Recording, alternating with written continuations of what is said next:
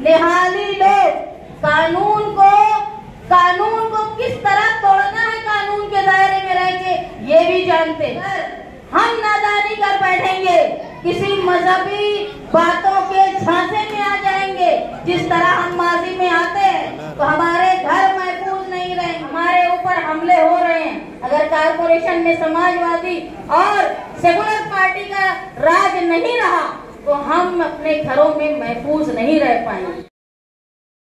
राजनीति, आंदोलन, किसान, करप्शन, गरीबी, इन सभी मुद्दों पर आवाज उठाएगा अब तक न्यूज इंडिया। सत्ता के आगे जब भी सवाल कमजोर पड़ने लग जाए तो सवाल उठाने पड़ते हैं। बोल के लफ्ज आजाद है तेरे, बोल के सच जिंदा है अब तक। बोल दी कि मैं सोच रही थी अब मैं क्या बोलूं, लेकिन इस वार्ड से मेरा रिश्ता है। इस वार्ड में पहली बार मैंने अपनी जिंदगी का पहला इलेक्शन इस इलाके से लड़ा और मुझे कामयाबी मिली।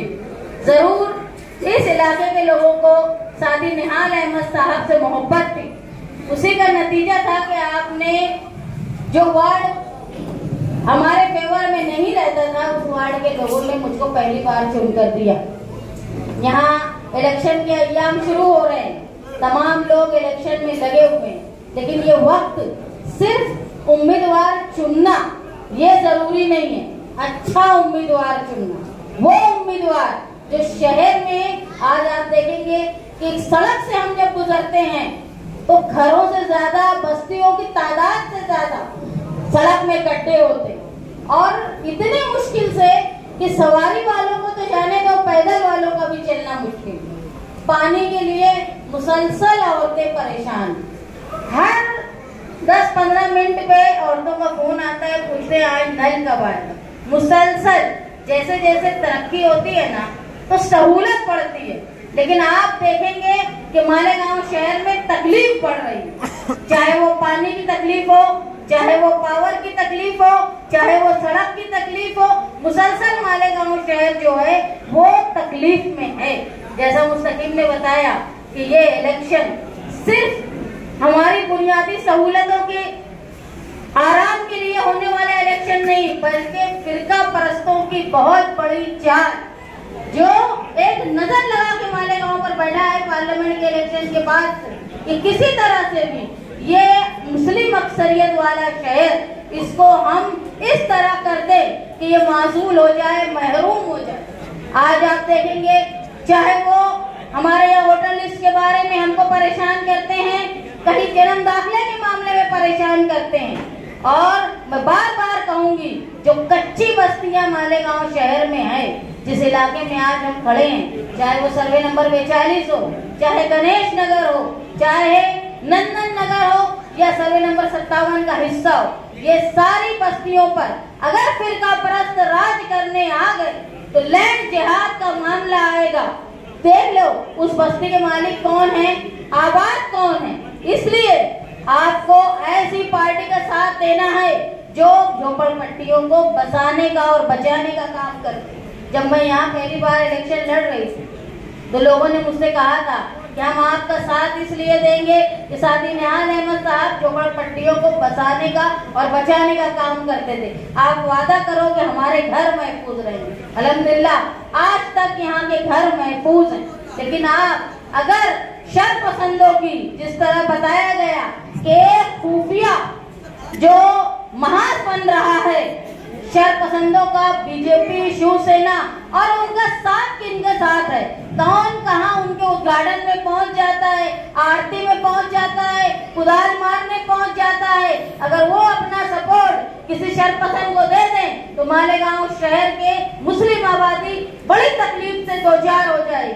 जरूरी है कि हमारी बुनियादी सहूलत जो कारपोरेशन में बैठे अफसरान हैं, उनको दुरुस्त काम करवाने वाले ऐसे खिदमतगार लोग जो कानून भी जानते हो, जो लड़ाई करना भी जानते हो, जो बात करना भी जानते हो, वो कागज चलाना भी जानते हो, और वक्त पड़े तो हाथ चलाना भी जानते हो, ऐसे लोगों को साथ देकर, और अगर आप हमेशा से माजी से देखते आए, निहाली लोग कानून को किस तरह तोड़ना है, कानून के दायरे में रह के ये भी जानते।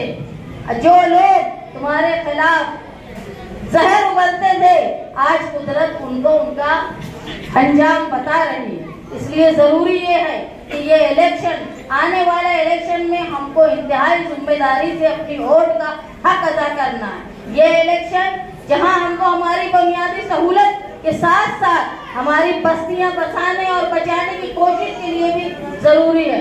अगर हम नादानी कर बैठेंगे, किसी मजहबी बातों के झांसे में आ जाएंगे, जिस तरह हम माजी में आते हैं, तो हमारे घर महफूज नहीं रहेंगे।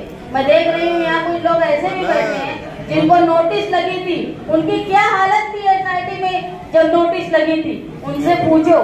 मुसलसल हमारे ऊपर हमले हो रहे हैं। अगर कारपोरेशन में समाजवादी और सेकुलर पार्टी का राज नहीं रहा तो हम अपने घरों में महफूज नहीं रह पाएंगे। मैं इस इलाके के लोगों को जानती हूँ, मुसलसल मेरे पास ऑफिस पे आ रहे हैं। 11वीं के एडमिशन के लिए लोग परेशान। सिविल हॉस्पिटल में जाते हैं, वहाँ औरतों को जस्टिस के लिए जाती हैं तो अच्छा सलूक नहीं होता।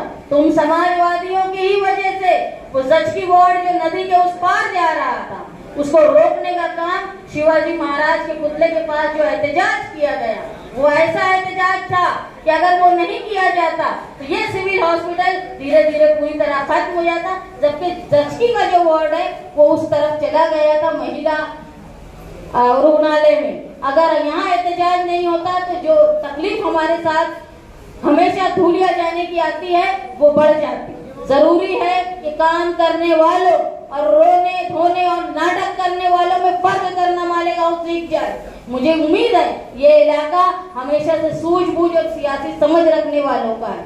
मैं ये उम्मीद करती हूँ इस इलाके की तरह मालेगांव शहर के तमाम इलाके अच्छाई और बुराई इसको समझे कि जो अच्छा काम करता हो, जो लोगों की मदद करने की नीयत रखता हो, जो हर तकलीफ में लोगों के साथ रहता हो, जहां जरूरत पड़े आधी रात को अगर फोन किया जाए तो उठाता हो। मैं ये हैरान हूँ, जिस चीज की जिम्मेदारी है, जिस खलीफाओं का दौर ऐसा था कि लोग खलीफा जो है वो नकाब पोश होकर रात में अपनी रियाया को देखा करते थे कि क्या हाल चाल है, कोई भूखा तो नहीं सो रहा है। जहाँ लोग जेल में है, जहाँ लोग परेशान हैं, नल का पानी नहीं आ रहा है, वहाँ ज़ियारत के लिए लोग जा रहे हैं, किस मुंह से जा रहे हैं, मैं इस पे हैरान हूँ। बराबर उसका अल्लाह ताला हिसाब करेगा कि अपने फराइज से भागकर अगर कोई इबादत की जाए तो उसकी क्या हैसियत रहती होगी। मैं आलिम तो नहीं हूँ, लेकिन मुझे जितना समझता है मैं उतना बोल रही हूँ। जरूरी है कि आने वाले इलेक्शन में सियासी बुनियाद पर काम करने वालों का आप लोग साथ दें, समाजवादी पार्टी का साथ दो।